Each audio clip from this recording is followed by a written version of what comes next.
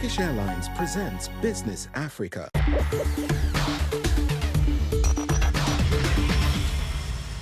Bonjour et bienvenue dans cette nouvelle édition de Business Africa. Je suis Afolake Oyinloye. Voici les titres de la semaine.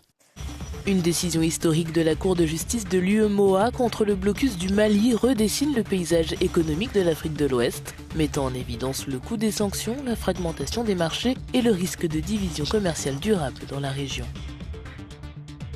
Le financement des technologies africaines est de retour, mais les investisseurs exigent désormais de la rentabilité. Les fondateurs se détournent de plus en plus du capital risque et se tournent vers le financement par emprunt.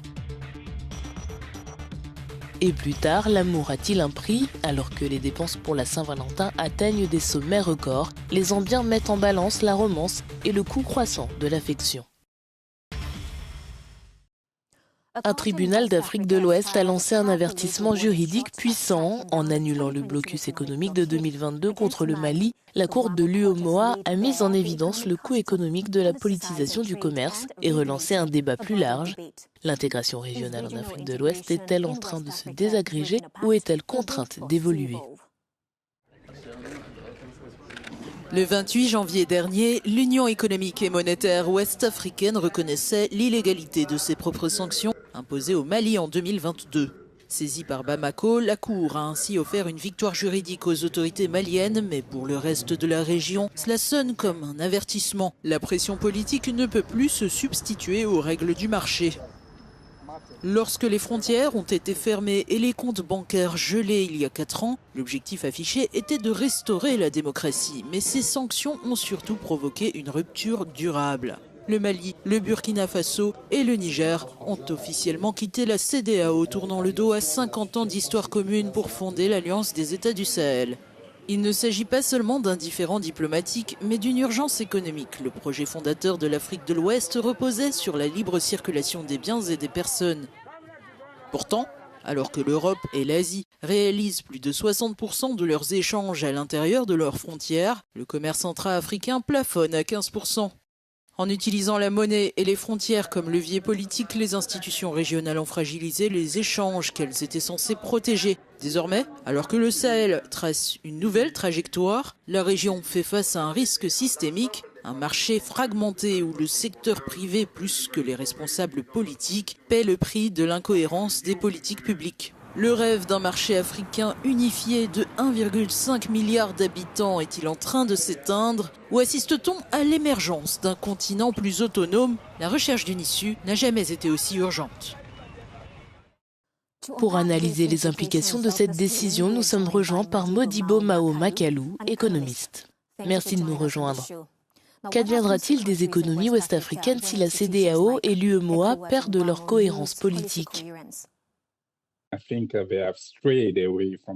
Je pense qu'ils se sont éloignés de leur objectif qui était principalement l'intégration économique.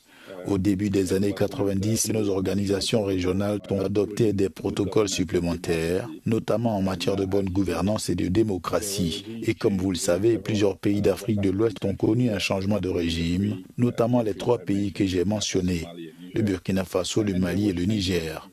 Et il y a des sanctions. Et concrètement, ces sanctions ont entraîné la fermeture des frontières.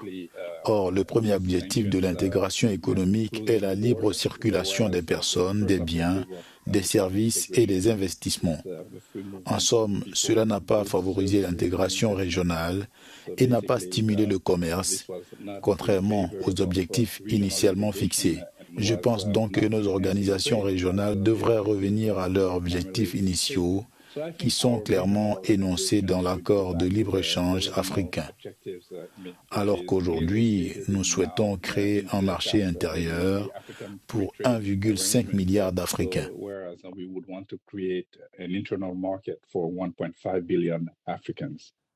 Les sanctions favorisent-elles les réformes en Afrique ou nuisent-elles plutôt à la croissance à long terme? Et qui en paie le prix réel, les gouvernements ou le secteur privé? Lorsque vous fermez les frontières, lorsque les produits de première nécessité ne peuvent plus entrer, lorsque les gens ne peuvent plus se déplacer librement, ce ne sont pas les dirigeants qui sont touchés. Même dans le cas du Niger, où, comme vous le savez, le contrat avec une entreprise électrique nigériane, qui était un contrat privé, a été interrompu. Ça n'a aucun sens, car cela affecte les moyens de subsistance quotidiens des gens. Je pense que si vous voulez imposer de nouvelles sanctions, vous devez viser les personnes que vous connaissez, celles qui sont responsables du chaos qui a été causé, à savoir les dirigeants. Vous devez donc vous concentrer sur des sanctions spécifiques plutôt que générales. Et vous ne pouvez pas essayer de renforcer l'intégration économique. Et d'autres fois, vous allez dans la mauvaise direction. Vous savez, vous faites des détours et vous essayez de faire des choses qui vont à l'encontre de la promotion de l'intégration économique, car nous avons besoin de libre circulation des personnes dans les investissements, comme je l'ai dit, en Afrique de l'Ouest. Dans une économie mondiale de plus en plus concurrentielle, quel type de levier économique l'Afrique devrait-elle privilégier ? L'Afrique ne peut pas continuer à produire et à exporter des matières premières. Nous devons nous orienter vers une transformation plus structurelle, c'est-à-dire vers une plus grande valeur ajoutée, une plus grande industrialisation et également des services à plus forte valeur ajoutée. Si l'on prend l'exemple de la Chine, 98% des exportations vers l'Afrique sont des produits manufacturés et le commerce est très faible. Il représente actuellement environ 15%, alors qu'il dépasse 60% en Asie. En Europe et dans les Amériques, il dépasse 65%.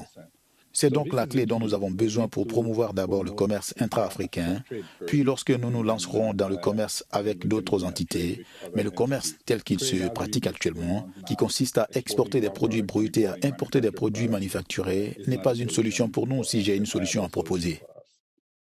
Monsieur Makelou, merci pour ces éclairages. Merci et au revoir. Pendant des années, l'écosystème technologique africain a recherché la croissance à tout prix, mais après une période de ralentissement des financements, la reprise observée en 2025 révèle un paysage plus discipliné où les principaux fondateurs s'éloignent du capital risque et se tournent vers l'endettement comme moyen d'assurer la pérennité de leur entreprise. Les données de 2025 sont sans appel. Les investissements financiers dans les start-up et entreprises technologiques africaines repartent à la hausse. Mais l'époque où l'on investissait sans réfléchir est terminée. Aujourd'hui, les investisseurs veulent des plans solides vers la rentabilité. La FinTech reste le moteur principal, absorbant près de 40% des financements. Ce qui change, c'est surtout l'origine des capitaux. La dette privée accumulée à 1,5 milliard de dollars l'an dernier, alors que les investisseurs cherchent à limiter la dilution et à privilégier un capital plus structuré. Pour Seyé Ebenezer, PDG du groupe Payasa, ce choix marque un tournant dans la maturité du secteur. Je dis souvent que la dette crée de la discipline. Ensuite, pour moi, c'est aussi une approche plus mûre, plus structurée, une façon mature de diriger un groupe. C'est ce que nous avons fait chez Payasa. Nous avons lancé notre programme d'emprunt à court terme de cette manière et ça marche très bien. Mais la question est, pourquoi vendre par exemple 20% de votre entreprise juste pour payer ses dépenses courantes, alors que vous pouvez simplement emprunter et utiliser cet argent de manière efficace? À mesure que les fintechs deviennent l'ossature numérique du continent, la dette privée annonce peut-être une nouvelle ère. Les futures licornes africaines devront d'abord prouver leur rentabilité avant de faire rêver investisseurs et clients.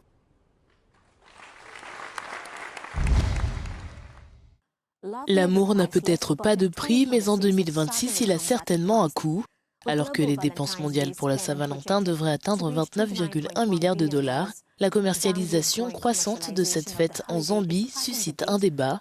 L'affection se mesure-t-elle avec le cœur ou avec le kwacha? Des vendeurs de fleurs de Lusaka aux rayons bondés des centres commerciaux, l'activité s'accélère à l'approche de la Saint-Valentin. Les consommateurs devraient dépenser en moyenne près de 200 $ cette année pour marquer l'événement.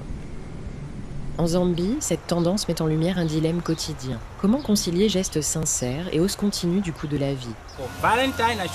Pour la Saint-Valentin, ce n'est pas le prix qui compte, c'est l'intention, c'est le geste.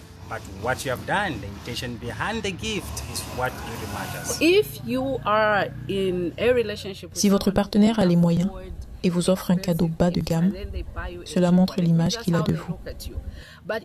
Mais si ses moyens sont modestes et qu'il fait un effort, tout est là. Sans argent, impossible d'exprimer ses sentiments. Pas de sortie, pas de cadeau. C'est pesant, surtout pour un homme. Sans un sou, on ne peut même pas offrir un bouquet. L'argent reste donc essentiel.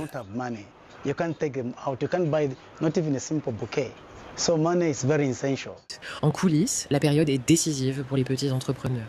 Grâce à des offres spéciales, accessibles à une clientèle plus large, de nombreux commerces locaux parviennent à maintenir leur activité.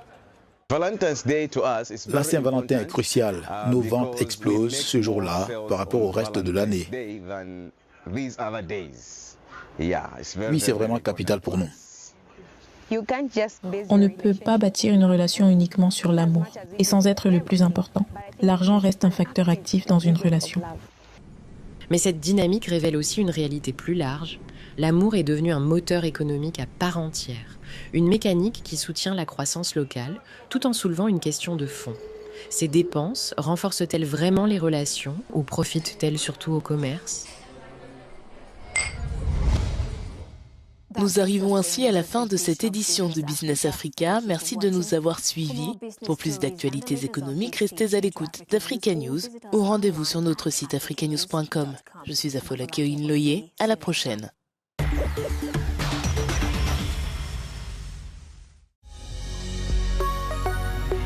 Business Africa was presented by Turkish Airlines.